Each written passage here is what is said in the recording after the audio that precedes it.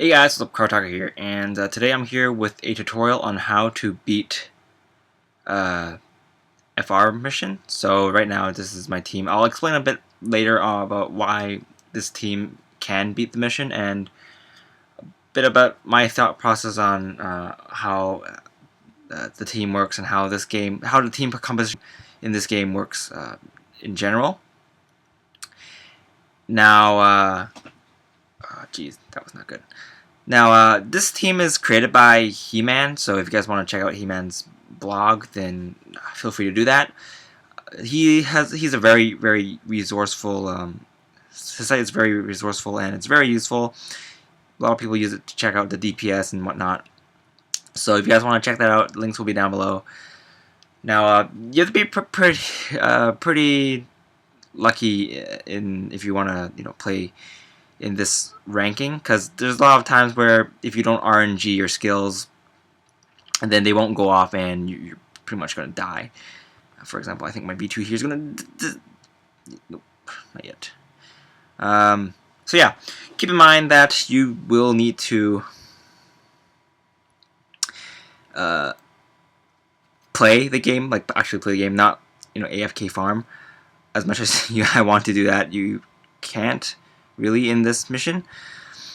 But yeah, it's not hard. You just have to target the right enemies. For example, your L units should be attacking your S unit should be attacking your L units, and then your L unit should be attacking the M units, because that's how the triangle works, which is why triangle boost is very important. And yeah, this is not really the annoying part. The really annoying part is when you get to GPO3, this part. Now, what you have to do is not die. What you have to do is save up your skill bar and hope that your S range characters can take care of it. Oh, this is not good. So you're going to drag your ship far away. If you have the Ptolemy, it'll be a lot easier. But since I haven't transferred it yet, I'll be using my Solier. So as you can see, these S units here are just going to beat the crap out of the GPO3. And keep in mind that, look at the reaction on the right side. I have plus 225 reaction, which is really important, because if you don't have that reaction, you won't be able to land your hits against the GPO3. And for this part, it's just really easy. You just kill it with your 2S range units. And yeah, that's pretty much how you beat the FR mission for this. Oh, I got my Gaba Terror. Cool. It's pretty self-explanatory. Also got okay, so I can make the UR right there. So yeah, this is how I built my team. So obviously we have the Akatsuki with Rachel. We have the V2 with Setsuna. We have the core fighter with Flay. We have the core fighter with Katejina. We have the Mark II with Amado, the 9-cost one, or 8-cost. And then we have Sima with the ball. The ball's not maxed out. You don't really need to max out those units, but yeah, I put two times OPs for my Akatsuki and my Psycho Gundam Mark II, because they will be doing most of the heavy lifting in the beginning stages. They're in charge of wiping out all the M units in the beginning. So M units are not really necessary in this mission, because most of the enemies are pretty much M and L. That's pretty much it. There's nothing else, so you don't need them. And then let's just look at what each of the characters do, because a lot of people ask, like, what counts as a good character. So let's look at Diana here. So she's from turn A, and her skill is Awakening plus 20, HP 15% recovery, and she had 3 seconds, which is important, because you want time. Time is very important, and the recovery is also pretty important. I don't know if you guys noticed, but the recovery saved him by a couple times there. For Rachel, what she does is 30% critical plus 50 awakening, 8 levels, and then 8 unit levels plus 8, character levels plus 10. Not really important, but what's important is her 50% cheat death. Flay, what she does is critical plus 20%, and then 60% cheat death. So you get 110% cheat death, which no, the max is 100. But yeah, so it's important that you proc both of their effects off. It's random, but I haven't had too much trouble lately. Usually when my units die, it's usually because my skill bar is gone. So yeah, and then Amuro, mainly he has the 100 reaction, which lets you hit the GPO3 in the end. And then his leader skill is, or his skill is when he's a leader, all your attack plus 50%. So you get the 50% boost. If you're not a leader, he gets the 35% boost. No, sorry. So he's not in the leader slot, but that's fine. We want Amuro in this slot because of the position, the starting position. He starts in the bottom right corner, which is important to clear out the M units in the bottom.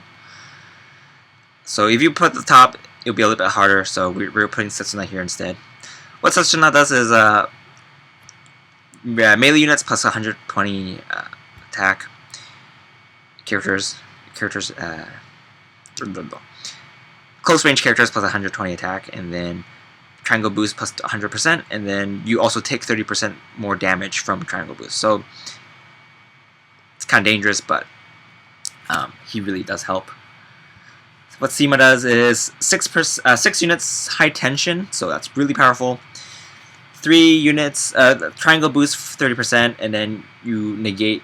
Her other skill is triangle cancel for 4 of your units, so they don't take damage from the triangle, which is important. So Sima is pretty important. Kadejima skill is all attack plus 25, all reaction plus 25, and then 3 units plus 50% triangle boost, and then 4 units for the high tension. So for the friend, I use my friend's Uso with New Gundam, and he also has a what's her face, Fi Yuri as support, and then he also 2.2 OP, which is pretty important. I don't think you have to have it, but it's always nice to have a friend that has it. If you a friend that has it, it's always good. Yeah, that's pretty much how you build your team. Someone was asking why Noah using FR characters, and that's because FR characters are their cost is very high, and as you guys can see, I'm using 280 cost, and that's pretty high already. And you can't really put another FR unit or FR character in here if you want to run a FR character. For example, like you probably can't run Sima and Kadejina if you're running a FR character, and you need them. Basically all the characters on the right side add a triangle boost, which is important. High tension is important. Triangle cancel is pretty important.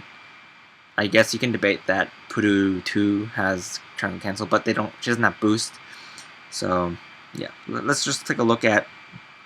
Let's take a look at what we can use instead. So, So, in my list, at least, these are all. I pretty much have all the FR characters, so I could have used any one of them, but they're just not as good. For example, if I use Marida, she's 32 cost. So if I use her, I pretty much can't use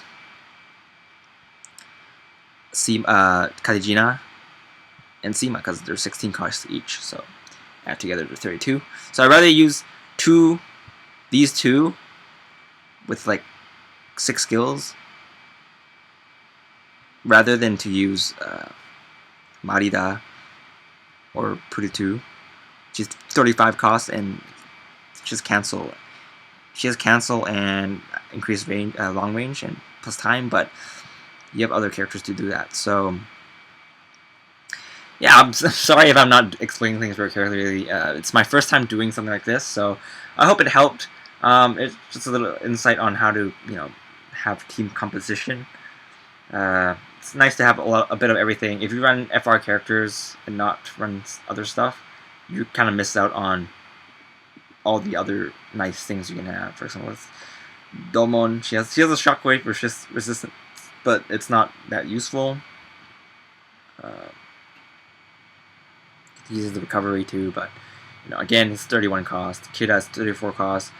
He gets the special boost. You get the cheat death. I mean, special beam, special attack accuracy up. You also get the reaction and the mid range, but mid range is not that important in this. So that's pretty much it for this video, I guess. 10 minutes is quite enough, I guess. I'm not gonna babble on for too long, but it does work.